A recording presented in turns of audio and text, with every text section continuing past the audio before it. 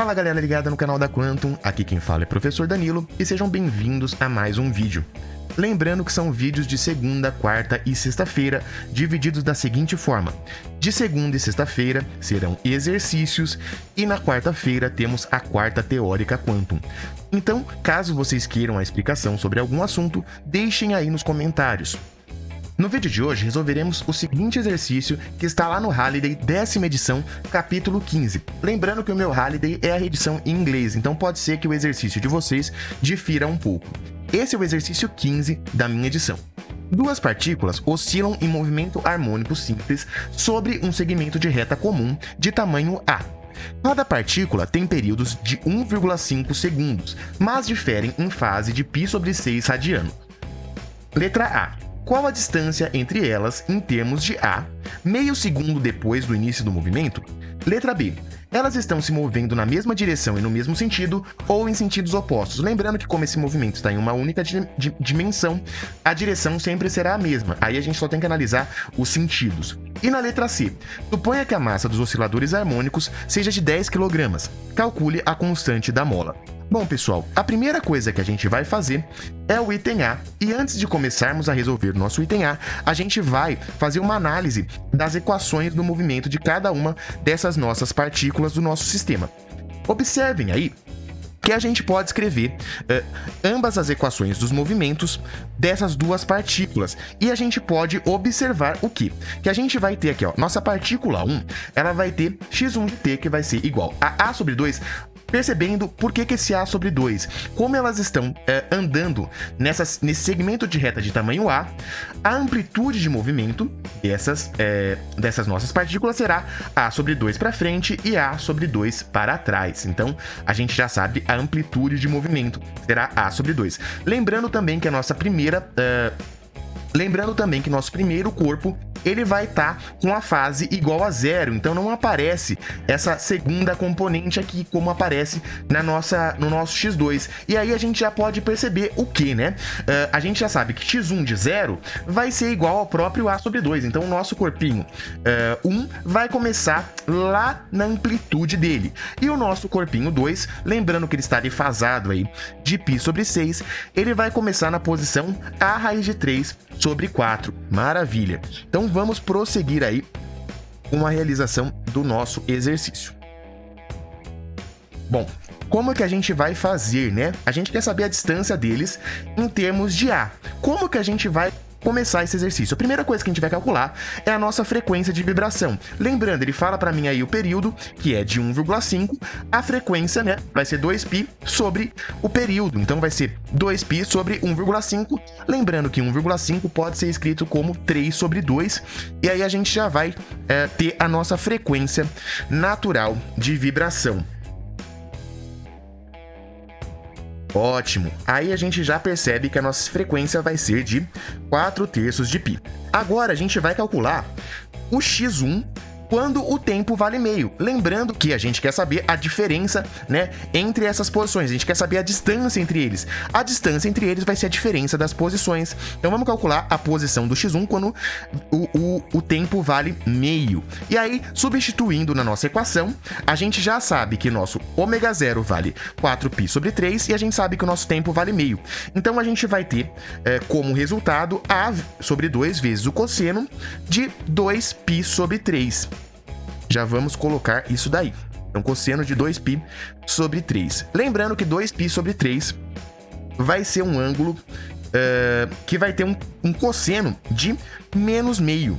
Então, cosseno de 2π/3 vale menos meio. E aí a gente já sabe que o nosso x1, quando o tempo é igual a meio, vai ser igual a menos A sobre 4. Ou, se a gente quiser escrever isso em termos decimais, menos 0,25 da minha amplitude. E é aí que ele está, quando o tempo vale meio.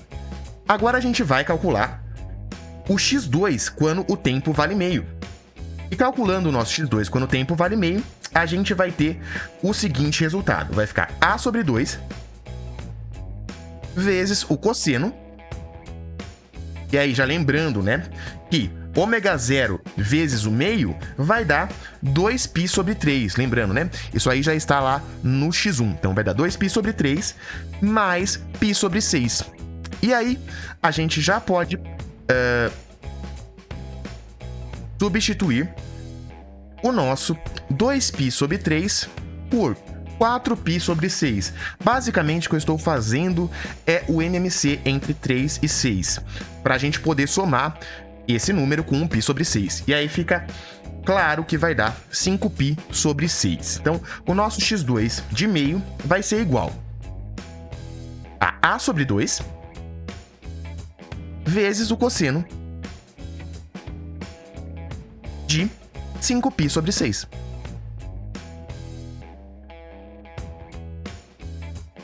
Que vai dar, o cosseno de 5π sobre 6 é menos raiz de 3 sobre 2. E no finalmente, a gente vai ter menos a raiz de 3 sobre 4. Multiplicando essas duas grandezas. Então a gente já sabe que o nosso x2 de meio, em termos decimais, vai ser aí aproximadamente menos 0,43 da nossa amplitude A, né? Da nossa metade da amplitude A. Aí a gente quer saber o ΔX. Então, portanto, o nosso ΔX será qual? Nosso ΔX a gente calcula da seguinte forma. Vai ser igual ao módulo da diferença das posições. Então, vai ser o módulo de x1 de meio menos o x2 de meio. É a diferença dessas duas posições. O módulo é importante porque a gente vai deixar esse valor positivo. E aí a gente vai ter menos 0,25A, que é a posição x1, e a posição x2 é menos 0,43A. Bom, daí a gente já tira. Isso vai ser o módulo de menos 0,25A mais 0,43A. A gente já percebe que vai dar um número positivo. E esse número vai ser 0,18A. E aí a gente completou a nossa letra A. Essa vai ser a diferença das posições, a distância entre elas.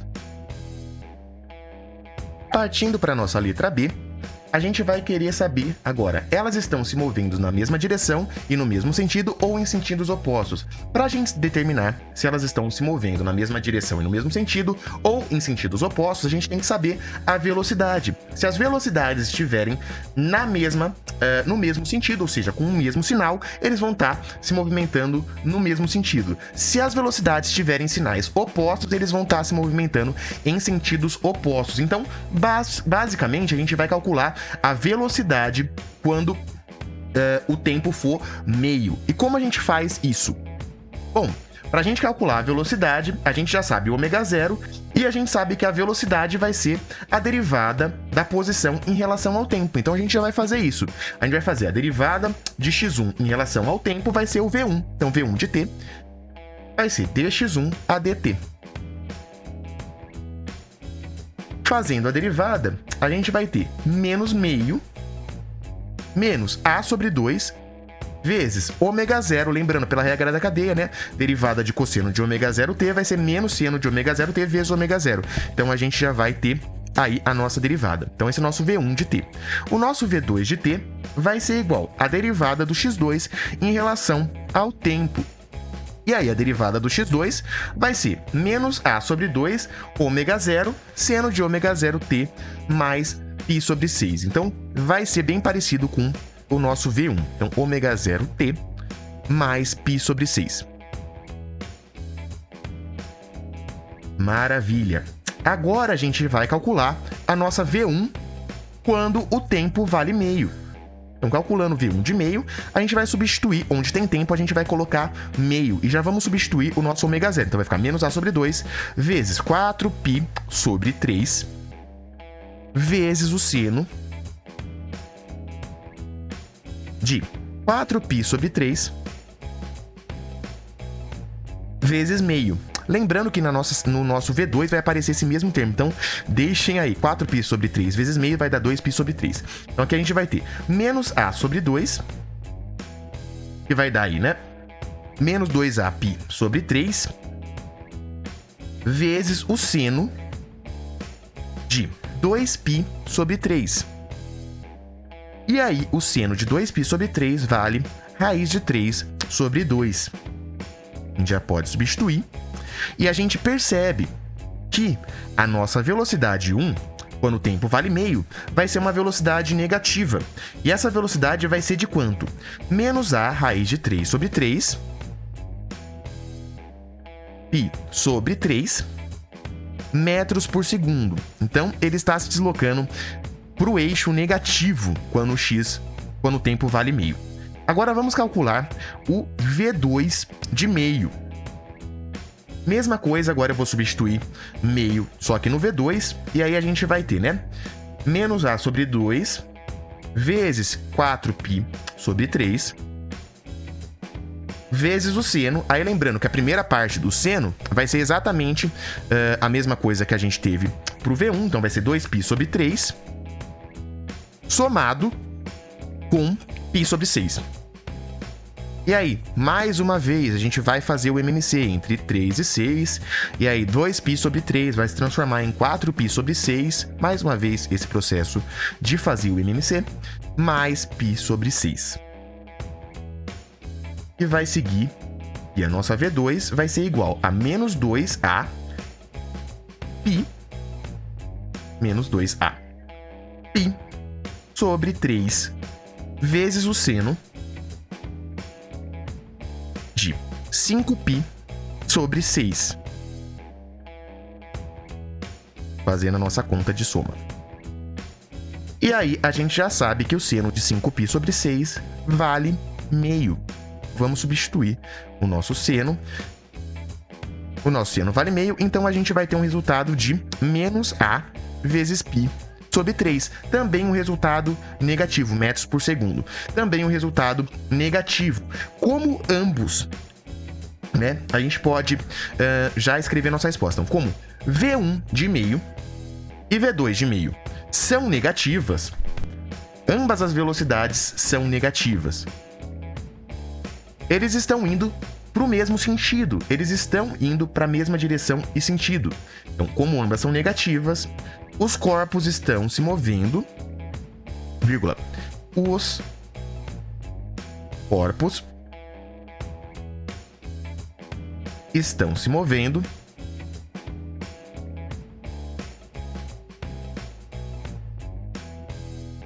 na mesma direção e sentido.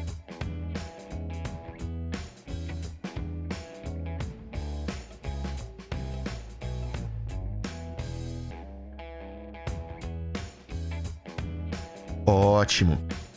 Agora vamos para a última pergunta, a nossa letra C.